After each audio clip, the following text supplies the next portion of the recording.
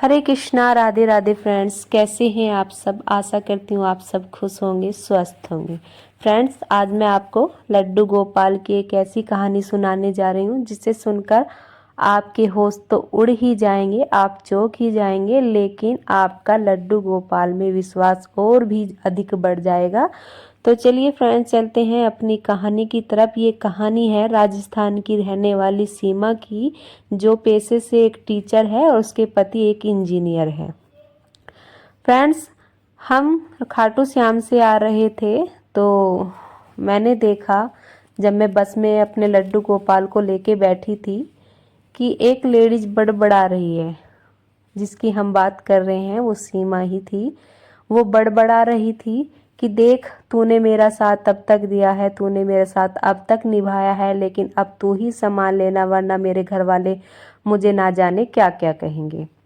मैं उससे पूछ ही बैठी कि दीदी क्या प्रॉब्लम हुई, आप इतना क्यों बड़बड़ा रहे हैं। उसने बोला कि मैं अभी अपनी बच्ची को एग्जाम दिलाकर आ रही हूँ और किसी ने रास्ते में मेरा फ़ोन छीन लिया, और मैं एक टीचर हूँ, मेरे सारे डॉक्यूमेंट्स उस फ़ोन में ही थे। अब मुझे प्रिंसिपल से तो डांट लगेगी ही, लेकिन मेरे घर वाले भी सोचेंगे कि जानबूझकर इसने फ़ोन खोया है, क्योंकि मेरे घर वाले थोड़े सख्त मिजाज के हैं।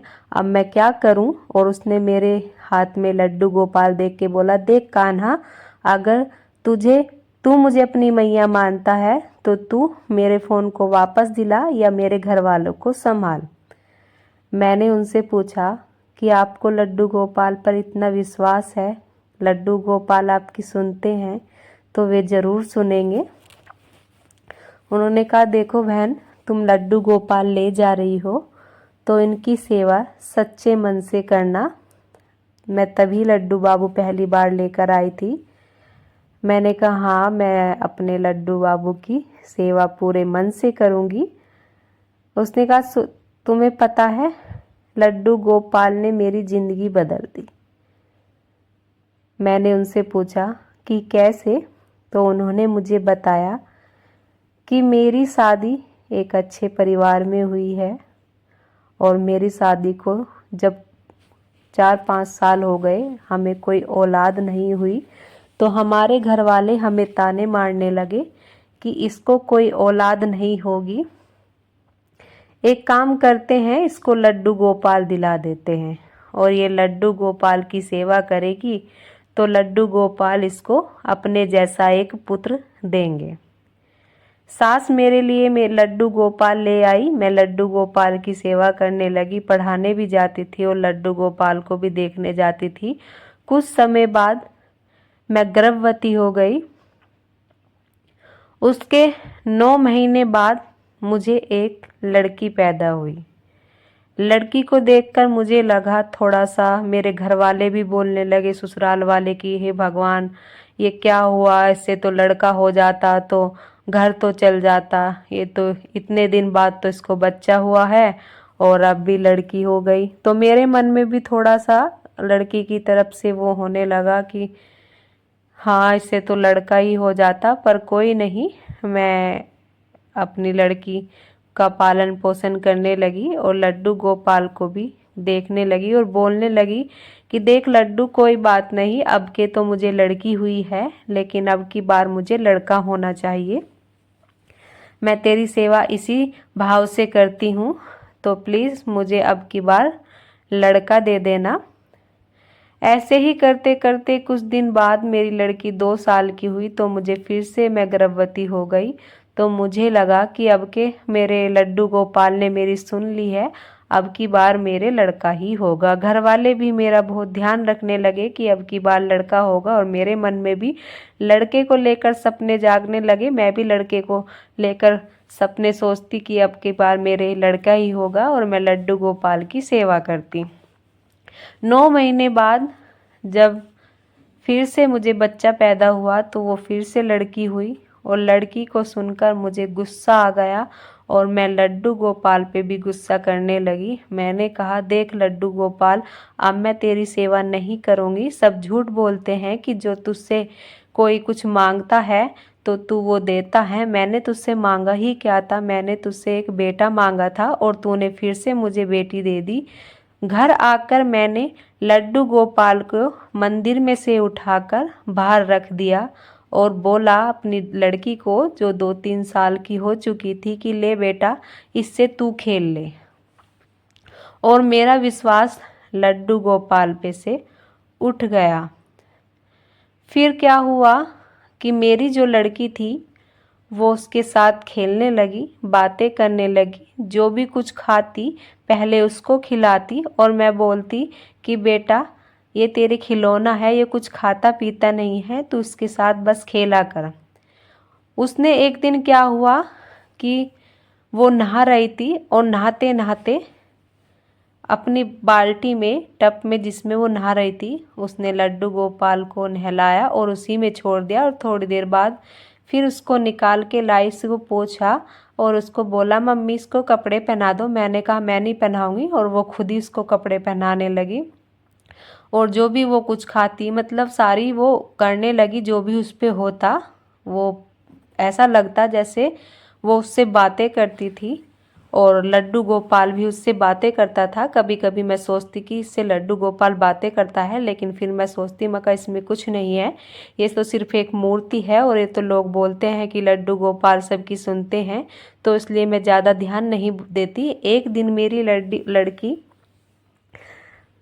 लड्डू गोपाल को खिला रही थी और तभी उसने बोला मम्मा आपको पता है कि आज हमारे घर नई कार आने वाली है।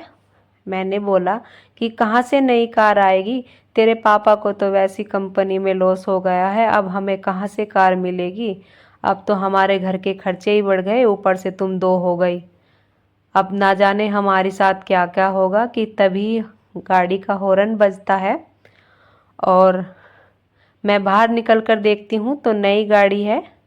मैंने बोला किसकी गाड़ी लेकर आए हो, तो मेरे हस्बैंड बोले कि आज हमें कंपनी में बहुत फ़ायदा हुआ है और मैंने बहुत मेहनत की, उससे हमारे जो बॉस हैं उन्होंने खुश होकर हमें गाड़ी दे दी। मैं उनसे बोली कि आज आपकी बेटी बोल रही थी कि आज हमारे घर गाड़ी आने वाली है, देखो इसका कहा सच हो गया। मेरे पति बोले कि कभी कभी तुक्का लग जाता है, कोई बात नहीं, इसने बोला था तो इसकी वजह से थोड़ी आई है, वो तो मेरे मेहनत की वजह से आई है।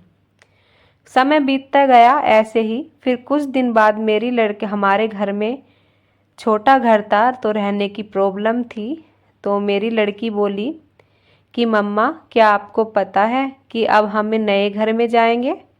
मैंने बोला कहाँ से नया घर लेंगे, इतने तो हमारे पास पैसे भी नहीं है। मैंने फिर अपनी लड़की को ताना मारा, ऊपर से तुम 2 हो गई हो, अब तुम्हारे भी तो खर्चे हैं, तुम्हारी शादी भी करनी है, तुम्हें पढ़ाना लिखाना भी है, अब पता नहीं क्या होगा, घर तो जब मिलेगा। लेकिन मेरे पति जब शाम को आते हैं तो वो बहुत खुश होते हैं, बोलते हैं कि तुम्हें पता है हमारे बॉस ने हमें रहने के लिए एक नया घर दिया है बहुत बड़ा, क्योंकि वे मेरे काम से बहुत ज़्यादा खुश हैं। मैं चौंक जाती हूँ कि जो भी मेरी लड़की बोलती है वो ही सच हो रहा है। उसने बोला कि मम्मा मैंने आपसे बोला था ना कि हमारा नया घर मिलने वाला है। फिर यकीन होने लगता है थोड़ा थोड़ा, लेकिन मैं फिर भी इतना ध्यान नहीं देती। लेकिन एक दिन मेरी बेटी बोलती है मम्मा क्या आपको पता है हमारे पास एक भाई आएगा, हमारा भाई आने वाला है। मैंने कहा भाई कहाँ से आने वाला है, अभी तो मुझे कुछ है भी नहीं। लेकिन थोड़े दिन बाद मैं फिर से गर्भवती हो जाती हूँ और वो बोलती है कि मम्मा आप देख लेना अब की बार हमारे भाई होगा।